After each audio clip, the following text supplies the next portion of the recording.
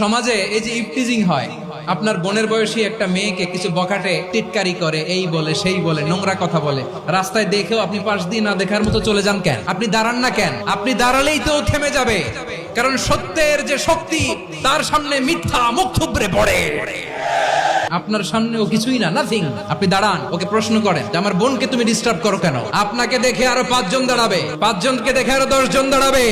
আমাদের নীরবতা আর আমাদের নিশ্চুপ থাকাই জালিমদেরকে আরো শক্তিশালী জালিম বানিয়েছে। টেন্ডারবাজি, চাঁদাবাজি, দুর্নীতি, অপরাধ, দখলদারিত্ব, মজুদদারি, এগুলো সবকিছু একসাথে প্রতিরোধ করতে হবে, ঠিক কিনা বলেন? এই যে নতুন বাংলাদেশের এক সুযোগ এসেছে, আর জীবনে হয়তো আসবে। আসুন দেশটাকে আমরা সাজাই, আসুন আমরা এক দল আরেক দলকে নিশ্চিহ্ন করার যে রাজনীতি, এটা বন্ধ করি। সব দলের প্রতি আমার আহ্বান, আল্লাহর শপথ নিয়ে বলি, এই নাসিহাত গুলো সবার জন্য, সব দলের জন্য, সব মতের মানুষের জন্য। আমরা কোনো দলের প্রতি মানুষকে ডাকি না, আমরা ডাকি ইসলামের দিকে।